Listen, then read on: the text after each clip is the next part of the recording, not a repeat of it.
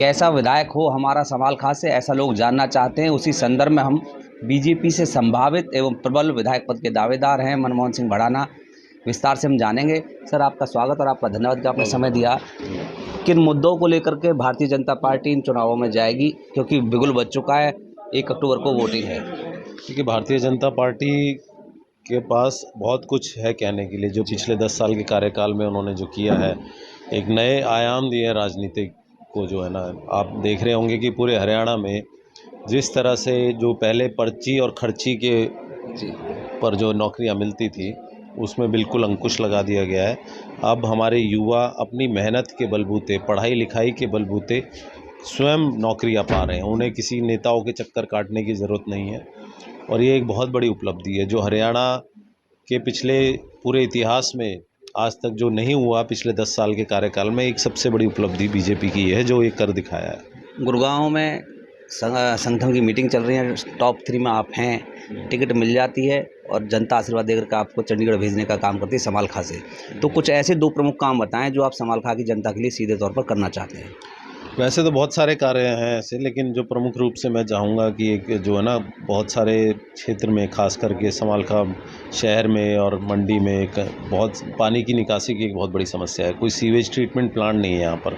तो सबसे पहला कार्य जो मैं करना चाहूँगा ये होगा। और उसके बाद गाँवों की भी जो गलियों में जिस तरह से मैं देखने को मिला है, मुझे बहुत ज़्यादा जल भराव की समस्या है और कूड़े का निपटारण की कोई व्यवस्था नहीं है। तो ये 2 काम जो शहर में भी और गांव में भी बहुत अनिवार्य हैं। इससे बहुत ज़्यादा जो है लोगों को बीमारियां का सामना करना पड़ता है, जिसके कारण हमारे बच्चों को बड़ी तकलीफ़ होती है।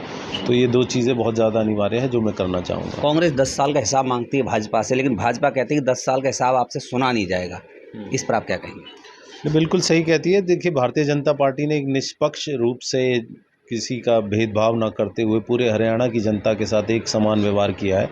तो एक बहुत बड़ी अपने आप में उपलब्धि है जो आज तक कभी किसी पार्टी ने नहीं किया है। सभी पार्टियां एक क्षेत्रीय दल बनकर रह गई हैं, चाहे वो कांग्रेस पार्टी हो हरियाणा में, जिन्हों को एक जो पर्टिकुलर समाज कही है, एक पर्टिकुलर जो है ना लोग उनको सहयोग कर रहे हैं। लेकिन भारतीय जनता पार्टी के साथ 36 बिरादरी लगी हुई है। तो ये एक बहुत बड़ा प्रमुख कारण है भारतीय जनता पार्टी का तीसरी बारी सरकार बनाने का, जो है मैं सभी पार्टियों के प्रत्याशी अपने आप को बेहतर बताने की कोशिश करते हैं। निश्चित तौर पर आपसे भी पूछा जाएगा, जनता आपसे पूछेगी मनमोहन भड़ाना को वोट हम क्यों दें।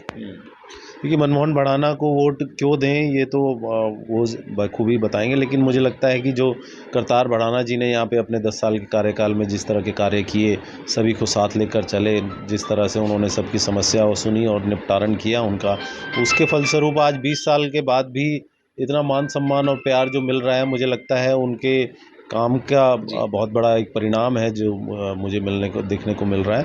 और मेरी भी यही सोच है कि भाई बड़ी सीधे साधे ढंग से एक सेवा भाव से राजनीति करना चाहता हूँ। और समाल खां की जनता और मेरे जितने भी परिवार के सदस्य ही हैं, मैं तो जनता भी नहीं कहूँगा, सभी मेरे बड़े हैं, मेरे छोटे हैं, सभी का बहुत बहुत धन्यवाद करूँगा कि जो इतना प्यार मान सम्मान अपील करना चाहेंगे आप? यही करना चाहूँगा कि भाई आपके सामने आया हूँ, आपका आशीर्वाद चाहिए, आपका साथ चाहिए, सहयोग चाहिए।